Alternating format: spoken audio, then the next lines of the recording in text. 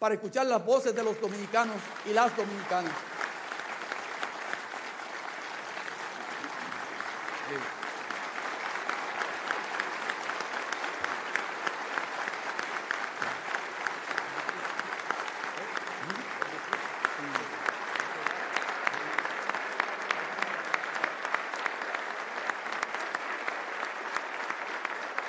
Esto ha hecho posible la generación de más de 170.000 empleos directos y otros 300.000 indirectos, que han permitido que miles de familias encuentren trabajo en sus propias comunidades sin necesidad de emigrar a la ciudad a llenar los barrios marginados.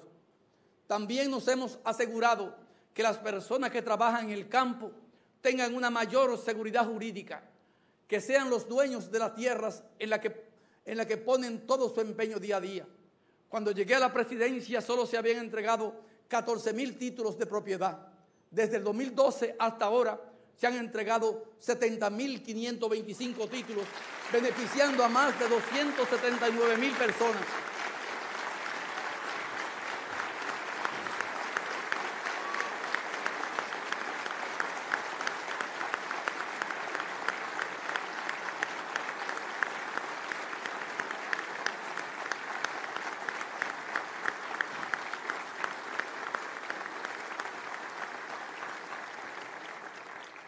Hemos invertido alrededor de 660 millones de pesos en la adquisición de esos títulos por parte del Estado, que son entregados de forma gratuita a las personas que trabajan la tierra, lo que significa una economía de más de 5.600 millones de pesos para las familias que han recibido esos títulos si hubiesen tenido que pagar para conseguir uno de ellos. Para que se hagan una idea, esta cifra supera ampliamente el total de títulos entregados durante los 56 años de la reforma agraria.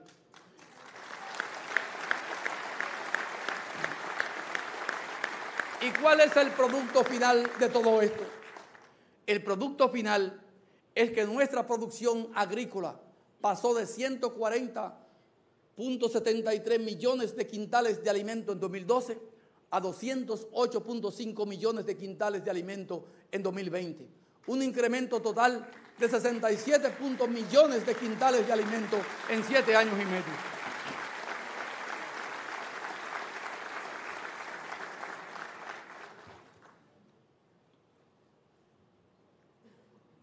Cuando empezamos a servirles en el 2012, el sector turístico importaba el 70% de los alimentos que servían en los hoteles. Hoy, los productores dominicanos son capaces de suplir el 85% de la demanda de alimentos al sector. Y esto va de la mano con el crecimiento de las exportaciones agropecuarias, que pasaron de 1.345 millones de dólares en 2012 a 2.322 en 2019. Es decir, estamos exportando casi 2 veces más que hace 7 años.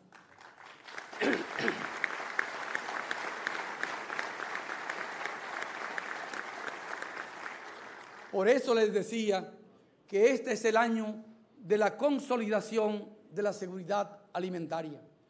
Hoy somos uno de los primeros países de América Latina y el Caribe donde más se ha reducido el hambre, según confirma la FAO.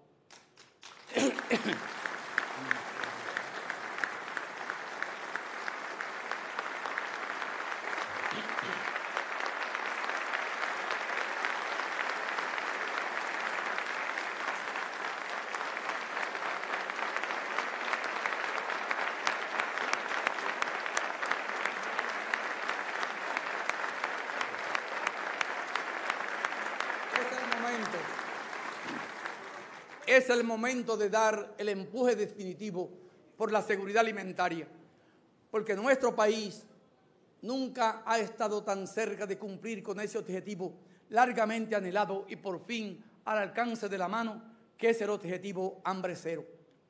Amigas y amigos, pasemos ahora a hablar de la educación, porque quizás en ningún otro campo el cambio logrado en estos años ha sido más claro, más profundo y más necesario que en el campo educativo. Recordemos por un momento cuál era la situación de nuestro sistema educativo en el pasado 2012. Faltaban aulas y con el modelo de 2 tandas, las escuelas impartían en promedio 2 horas y media de docencia. Los alumnos tenían que recorrer largas distancias para estudiar. Muchos llegaban sin desayunar y otros no tenían con qué comprar sus útiles escolares. En definitiva, los hijos de los más pobres no tenían igualdad de oportunidades. Veamos ahora el cambio. Nuestro país invierte el 4% del Producto Interno Bruto en educación. Esto quiere decir que la inversión por estudiante pasó de 20,000 pesos en 2012 a más de 92,000 el año pasado.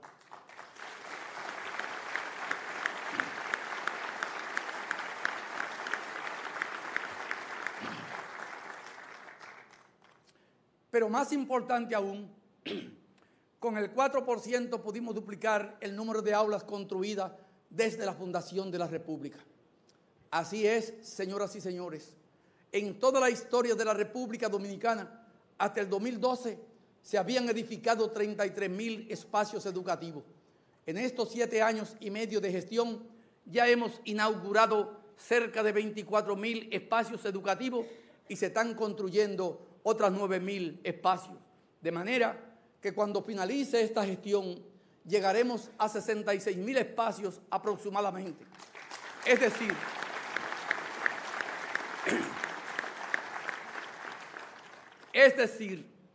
que la mitad de los niños que vayan a las escuelas en los años venideros lo harán en escuelas nuevas, construidas y equipadas por este gobierno.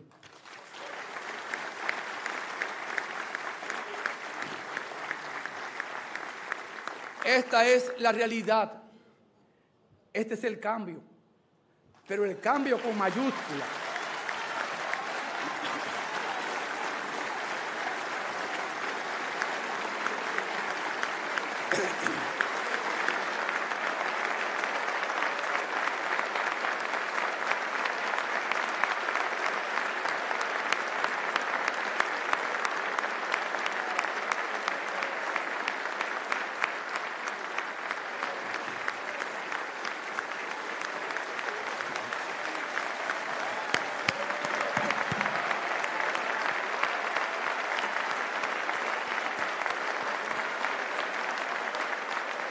Gracias a esas aulas hemos hecho posible que más de 1.600.000 niños y niñas reciban por fin 8 horas de docencia y tengan además desayuno, comida y una merienda garantizadas. ¿Pueden imaginar una mayor transformación para una generación entera de dominicanos y dominicanas? Pero pensemos ahora en los maestros, porque ellos también son testigos del cambio. Tras sucesivas subidas salariales, el salario promedio del docente de educación inicial y básica aumentó en un 97%. A su vez, el salario del docente de educación media creció 103%, a lo que hay que añadir un aumento de sus pensiones de jubilación y una mayor cobertura de salud.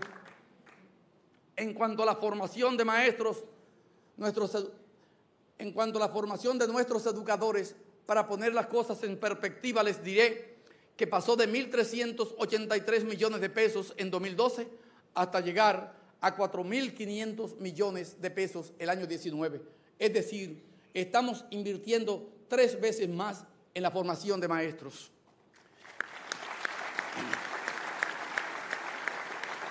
Y si hablamos de educación superior, también hay datos clave que muestran cómo está cambiando nuestro país. Comenzaré por decir que hemos otorgado cerca de 350,000 becas en este periodo. Solo el Ministerio de Educación Superior ha entregado más de 236,000 becas entre nacionales e internacionales, de inglés por inmersión, de República Digital y otros, mientras que el Ministerio de la Juventud ha otorgado 98,000 becas en todo el periodo. A su vez, hemos aumentado la cantidad de becas para los estudiantes meritorios puedan estudiar especializándose en más de 100 universidades internacionales y contribuyendo después con su talento a mejorar el país. El apoyo a la educación superior ha sido de tal magnitud que solo a la Universidad Autónoma de Santo Domingo, UAS, la Universidad Estatal, se le ha incrementado su presupuesto de 5.271 millones en el 2012 a 9.421 millones en 2020. Prácticamente se ha duplicado su presupuesto.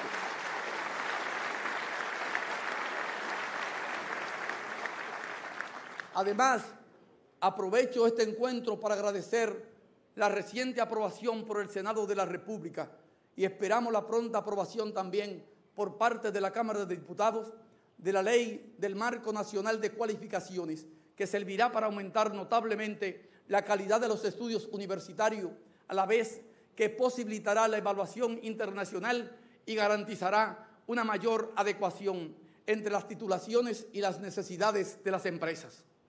Señoras y señores,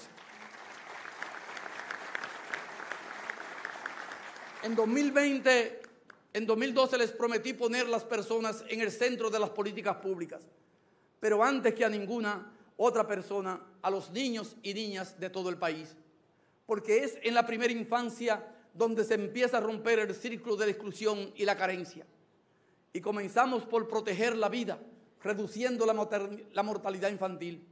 En 2012 la tasa de mortalidad infantil era de 17 niños por cada 1.000 nacidos vivos. En la actualidad se ha reducido a 12 niños por cada 1.000 nacidos vivos, cuya reducción nos ha permitido alcanzar la meta fijada por los Objetivos de Desarrollo Sostenible para el 2030. Pero además, lo cierto es que cuando llegamos al gobierno, apenas 18.000 niños y niñas menores de 4 años recibían atención integral. Esto tenía que cambiar y cambió.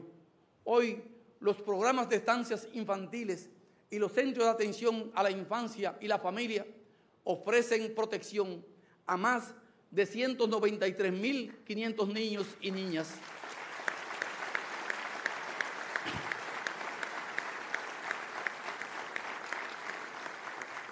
Niños y niñas entre 45 días de nacido y 4 años que reciben diariamente protección, nutrición, estimulación temprana, cuidados de salud, de manos de profesionales bien preparados y de manera completamente gratuita. Y para que esta cobertura llegue a todos sin excepciones, inauguramos 3 centros de atención integral a la discapacidad que ya ha realizado intervenciones terapéuticas y servicios clínicos a más de 5.452 niños con discapacidad.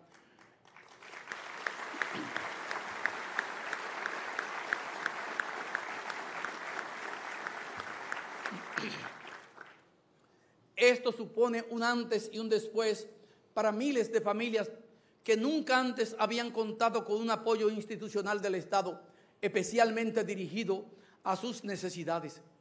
Y como este gobierno no se detiene y sigue trabajando, me complace anunciarles que ya está prácticamente lista la que podía ser en la zona oriental la ciudad de la niñez, con la apertura de un 4º centro de atención integral a la discapacidad.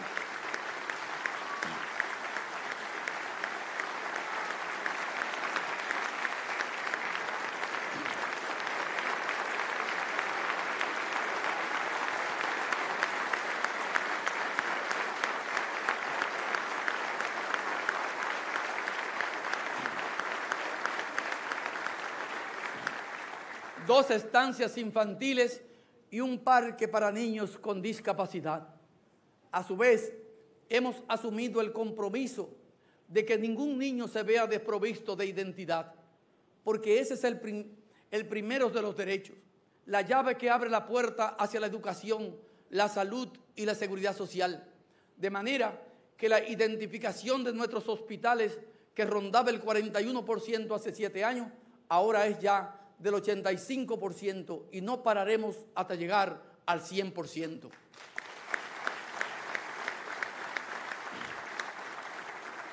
Mención aparte merece el trabajo que realiza el CONANI con los niños y niñas y adolescentes más vulnerables.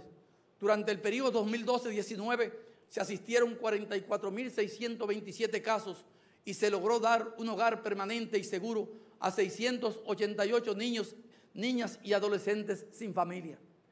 Este conjunto de políticas de primera infancia son sin duda uno de los motores de transformación que dejamos en marcha para que sigan avanzando durante los próximos años y dando sus frutos a las siguientes generaciones. Señoras y señores, si hablamos de grandes problemas estructurales que ningún gobierno se había atrevido a enfrentar definitivamente, tenemos que hablar del analfabetismo. En 2012, el porcentaje de personas analfabetas era de 12,83%.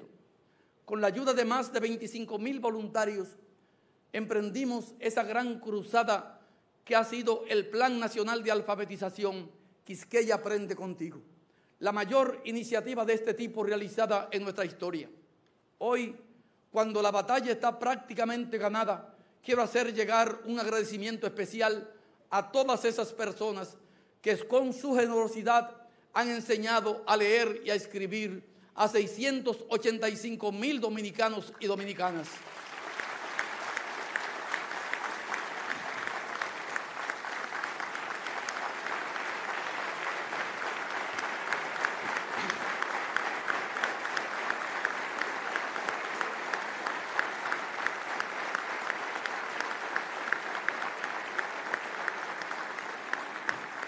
Y digo que esta batalla está prácticamente ganada porque a enero del 2020 el índice de analfabetismo ronda el 5,5%.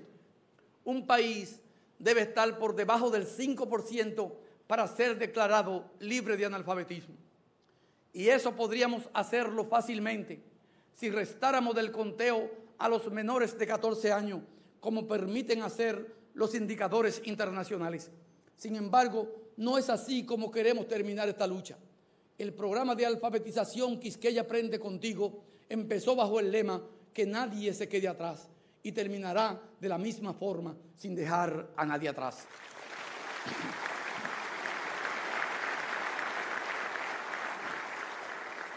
Continuaremos enseñando a leer y escribir a los menores de 14 años, a los mayores de 65 y a todo aquel que lo necesite, porque es precisamente este cambio de mentalidad lo que permitirá convertirnos definitivamente en esa sociedad más justa, mejor educada y más igualitaria que siempre fue nuestro proyecto de país. Muchas gracias.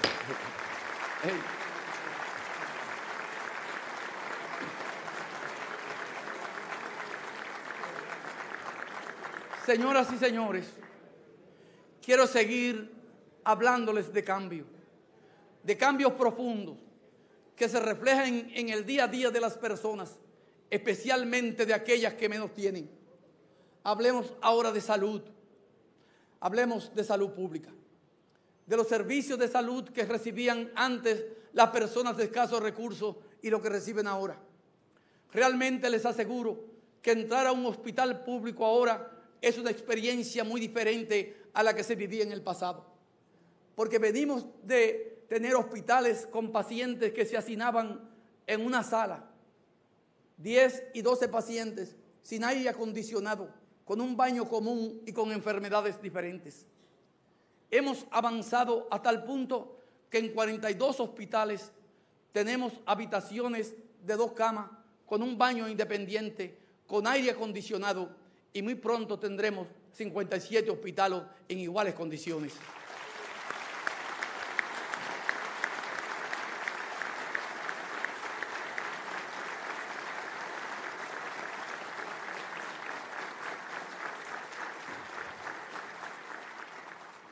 El próximo 10 de marzo estará lista también la ciudad sanitaria Luis Eduardo Aybar.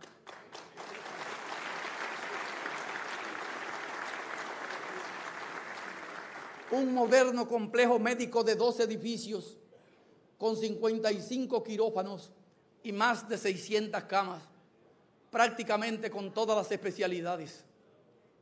Además, antes del 16 de agosto, también serán inaugurados por la Oficina de Ingenieros Supervisores de Obras del Estado los siguientes centros de salud: el Hospital Regional José María Cabral Ibáez de Santiago, el Hospital Arturo Grullón de Santiago, el Hospital Jaime Mota de Barahona,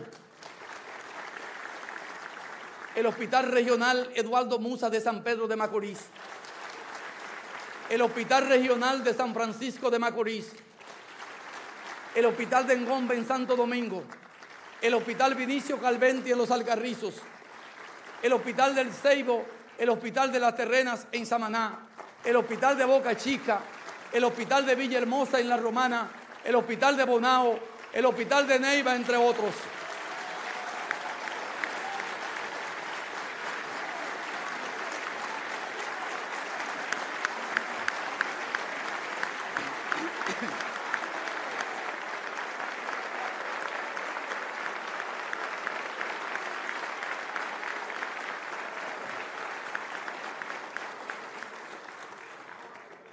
Hemos pasado también de tener solo 15 médicos y enfermeras por cada 10.000 habitantes a tener 28, casi el doble. Hoy contamos con una plantilla de más de 22.000 médicos mejor pagados y más preparados. Recordemos que en 2016 un médico general ganaba 36.000 pesos y hoy recibe 50.000 y cuentan con protocolos más actualizados. Estos médicos y equipos de salud están además cada vez mejor repartidos en el territorio gracias a que hemos fortalecido la red de atención primaria con 44 centros de diagnóstico y atención primaria de un total de 50 que ha construido este gobierno. Y en cuanto a los seguros de salud, ya podemos decir que hemos dejado atrás ese modelo en el que el ciudadano no tenía cobertura privada. Si no tenía cobertura privada, no podía acceder a atención decente. Es una gran satisfacción poder afirmar hoy que 8 de cada 10 dominicanos están afiliados al Seguro Familiar de Salud.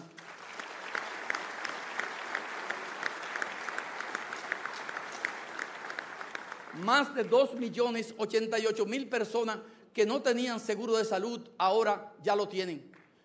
Por su parte, el régimen subsidiado de SENASA ha incrementado su cobertura a tal punto que 9 de cada 10 dominicanos de escasos recursos cuentan ya con salud gratuita, algo que era inconcebible en el pasado. En cuanto al alcance de esta cobertura, recordemos que cuando se creó el Sistema Dominicano de la Seguridad Social, la cobertura de seguridad social era de 100